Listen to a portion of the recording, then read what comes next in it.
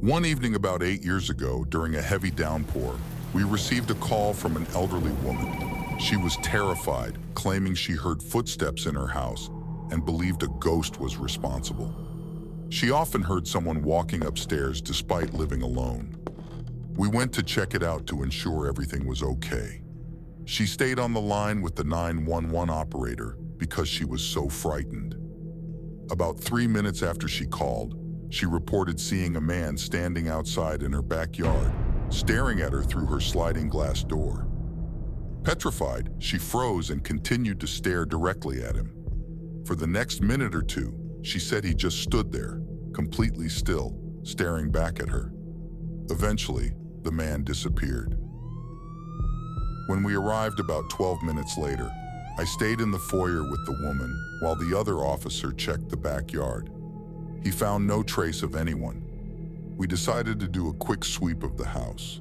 In her living room, we discovered a trail of mud and footprints inside the house. I asked if she had been outside or had any visitors. She said no, she lived alone, and no one had come by. The woman, around 85 with poor eyesight and hearing, had seen the man's reflection and thought he was outside. In reality, he had been standing only a few feet behind her while she was on the phone with 911. Nothing was stolen or out of place. We never found out his intentions. Who knows what could have happened if she hadn't stayed on the line? It was around 1:30 in the morning when I was dispatched to a traffic accident in a rural town about 20 minutes from the main city in my county. I arrived on the scene with the California Highway Patrol to find an overturned vehicle in an empty canal. There were no signs of the driver or any passengers. At first we thought the driver had fled the scene, but as we examined the canal floor, which was muddy, we noticed there were no footprints leading away from the vehicle. We decided to light up the canal and check both sides, walking along to see if anyone had been ejected from the car. Just as we were about to give up, I stopped and looked over at the CHP officer on the opposite side of the canal. A thought struck me. "Do you think the body might be under the car?" I asked. I angled my flashlight down into the canal and caught sight of the bottom of 2 shoe soles sticking out of the mud. The body of a man was buried in the muck, and if it weren't for his clean shoe soles, I might have missed him entirely. Being a sheriff coroner, it was my responsibility to notify the next of kin. After finding an old address for the man, I set out to deliver the news. Around 3:30 a.m., I arrived at a cluster of trailers at the address. None of the trailers had visible address numbers, so I started walking around, looking for any identifying details or a car I could run through our system. I found a car with paper plates next to a trailer and began to run a check. Suddenly, I heard a voice. "I've been waiting for you." Startled, I turned around and shined my light onto the porch. An elderly Hispanic woman was sitting in a rocking chair, shrouded in the darkness. "I'm sorry, I'm looking for," I began, but she interrupted me, her voice void of emotion. "I know, my son died about 2 hours ago." I confirmed her son's name and asked if anyone had been with him. She shook her head. "No, he was alone. He went to a party and had too much to drink." Curious, I asked how she knew he had passed. She responded, "At 1:30, he came to me while I was sleeping to say goodbye, and that he was sorry. He told me a young cop found him and would be visiting me soon, so I got up and sat on the porch to wait for you." I was stunned. How could she have known? The hair on my arms stood up as I offered my condolences and left. To this day, I can't explain what happened, but it's a story I'll never forget. I'm sharing a personal story from my time as a military police officer stationed in Fürth, Germany in the 1980s. This one is guaranteed to send chills down your spine. Back in the 1980s, I was stationed in Firth, Germany, serving as a military police officer. One night, my partner and I received a call about teenagers reportedly running around inside the American high school. We arrived on the scene, and shortly after, 2 other units joined us, making a total of 6 MPs. From our vantage point, we could clearly see someone looking at us from a window on the 3rd floor. We radioed in to our desk sergeant, who instructed us to stand fast until more MPs arrived. As we waited, we saw lights flicker on in several classrooms and spotted at least 2 figures moving around on both the 2nd and 3rd floors. Within minutes, 3 more units arrived, increasing our numbers to 12 MPs, along with 2 MPI investigators and 3 German Polizei. We surrounded the school, ready to contain whatever was inside.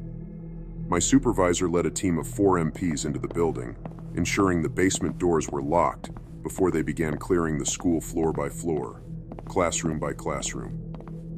Those of us outside kept a close watch on the exterior exits.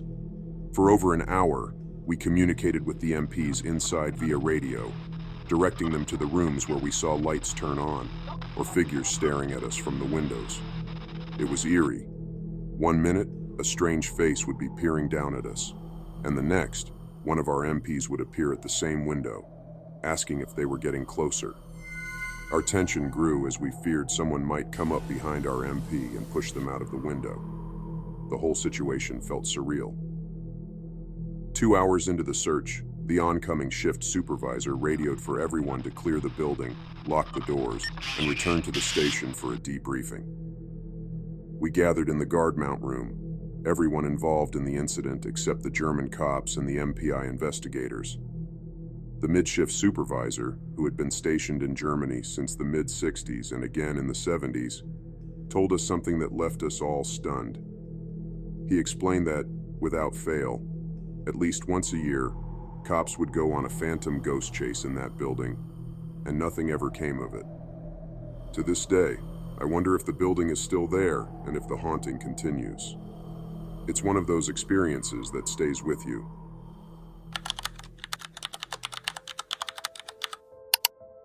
Back when I was working as a cop on a military base, I loved working the night shift. Almost every building on the base was alarmed, with alarms tied directly to our desk. We knew the instant they went off. Whenever an alarm activated, we'd close the base, check the building, pull on all the doors, and see if we could get in. If we could, we'd secure the building, checking all the doors and corners. One night, I was on patrol with my partner when we got called to respond to an alarm activation at the elementary school. We arrived, secured the building, and reported that everything was all clear. About 15 to 20 minutes later, the alarm went off again. We returned to find a maintenance door open, leading into a boiler room. After finding nothing, we locked it and left. Another 20 minutes passed, and the alarm went off again. We responded, but all the doors were still locked. My partner and I decided to sit on opposite sides of the school to see if someone was messing with the doors. We watched for any movement, but nothing happened. Just as we were about to leave, the alarm went off again while we were sitting right there. The building custodian arrived, and we began a thorough walkthrough, checking all the classrooms and maintenance rooms. That's when we saw one of the maintenance doors open with the lights on inside. This room was no bigger than a closet. We walked down and looked in. No one was there. What we did find, though, was a wet footprint of a small child's bare foot. It freaked the living hell out of us. No one had reported a missing child, and the entire building was clear and locked up. No one had entered or left, and we had checked every inch of that place. To this day, my partner refuses to go to that school. And let me tell you, schools are really spooky when they're empty.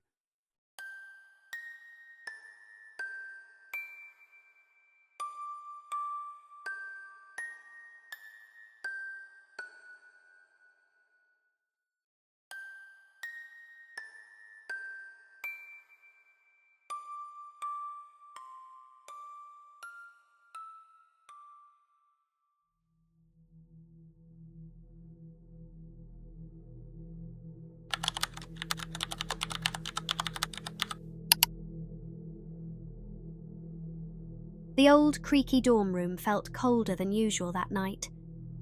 Shadows danced on the walls, cast by the flickering candlelight that barely illuminated the small space. It was just me, my friend Jenny, and an old Ouija board we had found at a thrift store. It seemed like a fun, harmless way to pass the time, maybe even scare ourselves a little. Little did we know, we were about to open a door we couldn't close. We placed our fingers lightly on the planchette and began to ask the usual questions. "Is anyone here with us?" we inquired, giggling nervously. At first, the planchette barely moved, scraping softly against the board, spelling out simple answers. Yes, no, maybe. Then, suddenly, it grew insistent, spelling out my boyfriend's name, Jonathan, over and over again, followed by strings of nonsensical letters and symbols. Jonathan AFJLK, Jonathan ZYMO. It went on and on. A chill ran down my spine, the air growing colder with each passing moment. Jenny's eyes met mine, wide with a mixture of curiosity and fear. "We need to write this down," she whispered, her voice trembling. We grabbed a notepad and began to transcribe the bizarre sequences. Once we had it all documented, we sat back, puzzled and unnerved. "What do you think it means?" Jenny asked, her voice barely above a whisper. "I have no idea," I replied, my voice shaky. "But we need to show this to Jonathan." The next day, we found Jonathan in the library, his face buried in textbooks. As we approached, I could see the weariness in his eyes, the stress of exams etched deeply into his features. "Hey, babe," I said softly. "We need to show you something." He looked up, curious but tired. I handed him the notepad, and his expression changed instantly. His eyes widened, his face drained of colour. "Where did you get this?" he demanded, his voice a harsh whisper. "Last night, the Ouija board," Jenny stammered. "Why? What does it mean?" Without another word, Jonathan stood up, his chair scraping loudly against the floor, and walked away briskly. We followed, but he didn't slow down until he was outside, pulling out his phone. We watched as he dialed a number, his hands trembling. "Mom," he said, his voice cracking, "is Grandma okay?" There was a long pause. No, I didn't know. When?" His face contorted with pain. I understand. I'll be home as soon as I can." Jonathan hung up and turned to us, his eyes wet with unshed tears. "My grandmother," he said, his voice hollow. "She died last night. The message, it's in her language.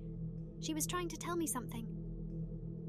A cold wind blew through the campus, rustling the leaves and sending shivers down our spines. The board had spelled out a message, not in gibberish, but phonetically, in a language we didn't understand. It was her last goodbye, a final message to her grandson from beyond the veil. From that day forward, we never touched a Ouija board again. The memory of that night, of Jonathan's haunted eyes and the chilling message from the beyond, stayed with us. A reminder that some doors, once opened, can never truly be closed.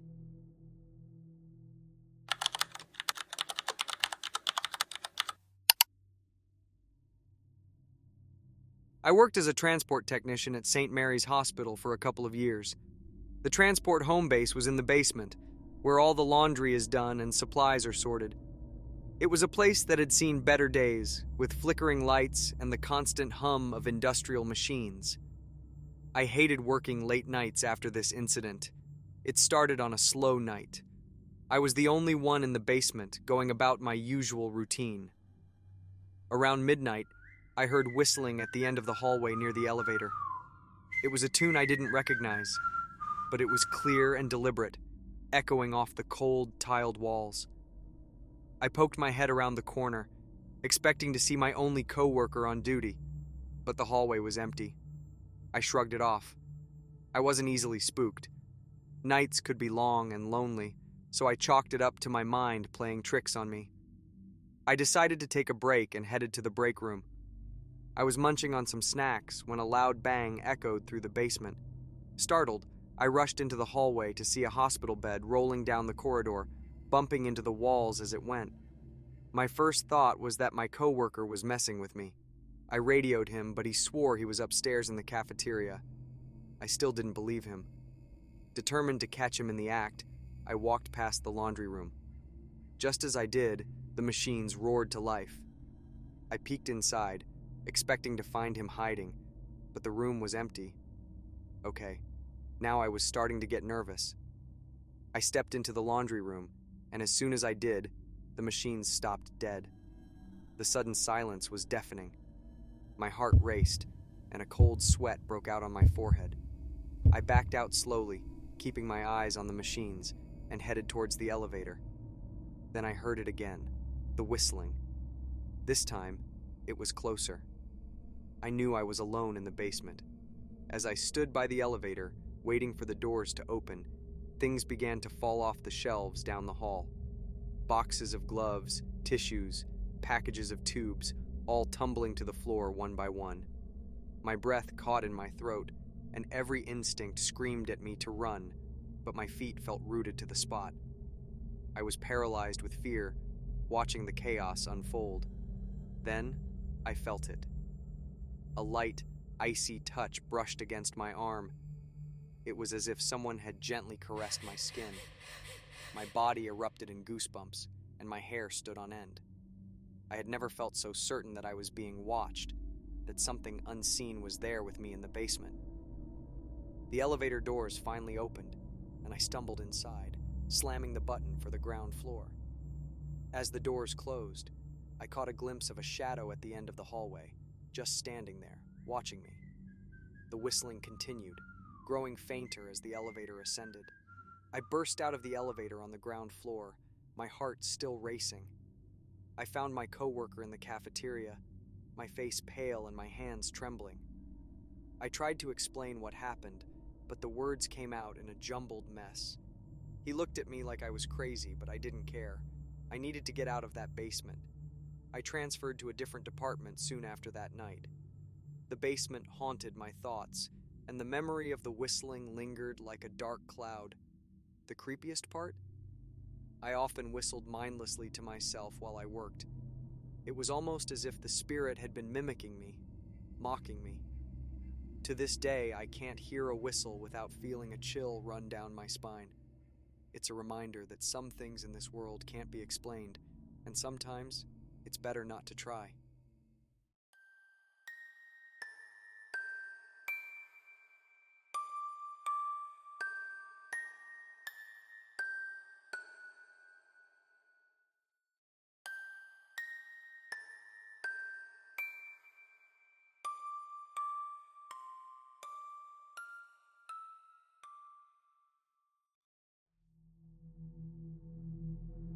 Being a trucker means constant travel. Constant travel means constant change, and constant change means constant danger. This was something I had to accept when I took the job all those years ago. Back then, I thought nothing would ever happen to me. There was no chance of me running into danger. I felt completely invincible behind the wheel of my rig. But hell, was I wrong? I had crossed the state border a while ago, and my eyes were starting to get heavy. I hadn't seen anyone else on the road for miles, and I was getting bored of listening to chat show after chat show. Suddenly, the truck started slowing down. I put my foot down harder on the pedal, but it had no effect. I shook myself awake and sat up as my truck rolled a few more meters before coming to a halt. I just sat there for a minute, confused, before unclipping my seatbelt and climbing out. I quickly realized that I had run out of fuel. I was pretty pissed at myself for not paying more attention, and thinking back, I did hear the warning beep some time ago. I was about to call my boss when I heard a voice from behind me. I spun around quickly, holding my phone as if it were a weapon. The man slowly approaching me looked to be in his early 40s, with graying hair and a mustache. He seemed to be chewing a lump of tobacco and walking with a slight limp. "Looks like you've run out of gas," he croaked, still approaching. I shrugged and told him that I'd be fine and started to walk back towards the truck. "I got a place not so far from here where I could get you some fuel," he said. I didn't believe him. Too many things didn't add up. Why was he out here, at this location at this time, just as I broke down? I said that I already had some fuel in the back and didn't need any help. I got in and locked the doors, just wanting this man to go away. I saw him walk off into the tree line and disappear. I called my boss, who said he'd send someone out to tow me, but they might take some time. I ended up falling asleep where I sat, feeling much more secure with my doors locked and the man gone. I woke up sometime later and realized that I was moving. I was confused at first, but then remembered that someone had been sent to tow the truck. I wondered why they didn't wake me up, but maybe they tried. I'm a deep sleeper, and the doors were locked. I noticed that it was still dark outside and tried to figure out where we were on the map. I couldn't see any signs along the side of the road and had no clue where I was. I opened the window and shouted to the tow driver, "Where are we going?" Why hadn't he just taken me to the garage? After a while, we seemed to be on a very rural road, almost like we were driving through a forest. In the distance, there was a large barn we seemed to be heading towards. I couldn't get the attention of the tow driver, so I called my boss to see what was going on. He sounded extremely puzzled and said the tow driver wasn't due to arrive at my location for another hour. I was losing it and shouted at my boss, "Then who the hell is towing me?" My boss called the police and told me to try and get out of the vehicle. I didn't need telling twice. I swung open the door and jumped out. I was winded and lay there for a moment. The tow truck then stopped. The driver must have heard the sound of the door. I got up immediately and ran, having no clue where I was, and chose a random direction. Looking over my shoulder, I saw him and immediately recognized the face. It was the man from earlier. He spat a mound of tobacco out of his mouth and jumped out of the truck. I ran faster and faster, but then I heard the noise of a gunshot ring out. I hit the floor and crawled behind the nearest tree, terrified. The man was walking fast now, shouting for me to come out. He didn't see exactly where I went, but he probably had a pretty good idea. I managed to drag myself behind a log, breathing as quietly as I could. The man was getting closer, calling, "Turn yourself in and it'll be quick." I couldn't move anymore now. He would hear me. The man stopped right next to my log, looked around, and ran off in another direction. I breathed a sigh of relief and looked out. The man was about 100 meters away and looking right at me. I bolted for the truck and made it underneath as the sound of bullets slammed against the metal. I had nowhere to run, and he was here. Just as I thought it was all over, I heard the sound of sirens. The man swore and ran off into the woods. I climbed out from under the truck and met the officers who had arrived. 2 of them had already run off after the man. They asked me what had happened and took me back to the station for questioning. I answered all their questions and told them about the barn I was being towed to. It was inspected and sealed off. When I asked what they found, I was told it was best I didn't know. I can only imagine what would have happened to me if I had stayed in the truck. However, I do know one thing: that man is still on the loose, and I can only pity the poor soul who runs into him next. In 2017, on one of my routes, I stopped at a Love's gas station in Emerson, Georgia, about 20 minutes outside of Atlanta. I had been there for about an hour, just resting and eating some fast food, when a woman came knocking on my door. I opened it and saw she looked homeless and quite old, maybe in her 50s or 60s. I asked if I could help her, and she replied, I think we can help each other." I asked, "How so?" She then proceeded to proposition me for sex, offering her services for money, which I declined and sent her on her way. I continued to rest, eat, and play on my phone for another 30 minutes when someone came to my door, opened it, and attempted to rob me while wearing a scream mask. It was obviously the old lady from before. I pushed her away, locked my door, and cranked up the truck. I assumed she had run off somewhere because I could no longer see her. Once the truck was ready, I pulled off and started driving. Soon the cars next to me began trying to get my attention, honking and pointing towards the back of my truck. I pulled over, and when I came to a stop, I saw someone jump off and start running. It was that same lady. This crazy woman had been hanging onto the back of my truck while I was driving. It was just a really odd experience. I was delivering and installing machines for the company I was working for around Upper Peninsula of Michigan. I was in a 26-foot box truck with 12 machines in the back. I was having trouble with the truck the day before, had it checked out by the rental company, and they said it was all good. Since I was behind schedule due to the truck and problems with installations, I decided to drive late to my next destination. It was about 11 o'clock at night on a state route through the Upper Peninsula. There were no street lights, there was no other cars. The headlights from my truck were the only thing illuminating the road.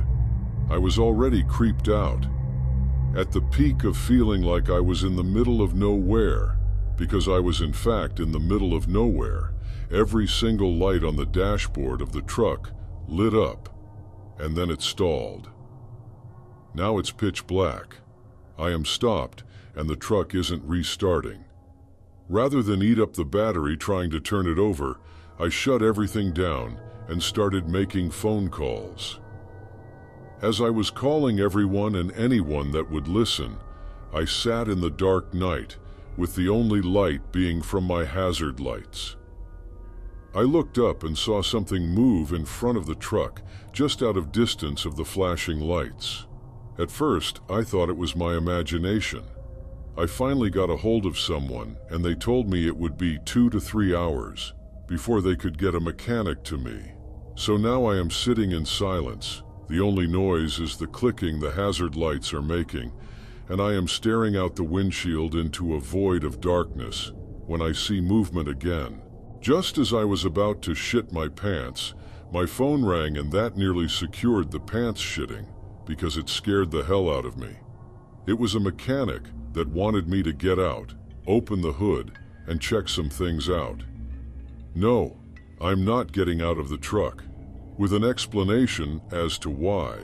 He was irritated with me, but I didn't care. So finally, after seeing the movement just out of range of the lights one more time, I threw on the headlights with the high beams. The headlights caught 3 wolves snacking on something that looked like roadkill. I honked the horn, and they looked at me like they were irritated more than scared. I was safe. The wolves more than likely weren't going to bother me, but it was spooky just knowing they were there. So I shut the lights off. I would turn the lights on occasionally to check to see if they were still there. I was basically just sitting there listening to the hazard flashers click while surfing my phone. Each time I turned the lights on, the wolves were still there. Just to remind you, I am in the middle of nowhere. No homes, no business, nothing but trees, wilderness, and wolves. I suddenly heard what I can only equate to a woman's scream of terror that sounded like it came from right behind the truck. Then something slammed into the side of the truck, hard enough to rock it. I wasn't afraid of the truck tipping over, but whatever hit it hard enough to rock the suspension, enough to move me around in the cab. It was a pretty heavy truck. I turned every light that truck had on, slipped it into reverse so the reverse lights came on, and laid on the horn. I was checking both mirrors, and the only thing I saw was a shadow bolt across the road. I couldn't make out what it technically was, but in my head it was werewolf, yeti, Bigfoot, lizard monster that was going to end my life, and it was going to be agonizingly painful the entire time. I also noticed the wolves were gone. From every nature documentary I've watched, the only time predators leave food is when there are bigger, badder predators around. By this time I was in full Bobby Hill. "That's my purse, I don't know you" mode. Whatever crossed the road didn't cross very far off the road. I could hear it thrashing around in the brush, breaking sticks and what sounded to be logs. There was no noise pollution. I only had my window cracked a little bit, and I could hear pretty well. I basically had the steering wheel gripped, all the lights on, and was feverishly looking out the windows and through the mirrors to make sure nothing was around the immediate area of the truck. I couldn't see off the road, and the flashlights I had were in the back of the truck in my tool bag. I'd have to get out of the truck to get to them. Finally, I saw some headlights through one of my mirrors. It seemed like it took hours for them to close the distance to me. The noise stopped as the headlights approached. It was obviously the mechanic, because no one else was stupid enough to be out there besides me. The mechanic pulled out in front of me. My headlights were shining on him and his truck. As his door opened to step out, we both hear the woman screaming in terror, yell again, and the brush thrashing intensified. Whatever it was still close and pissed. His door immediately closed and my phone rang.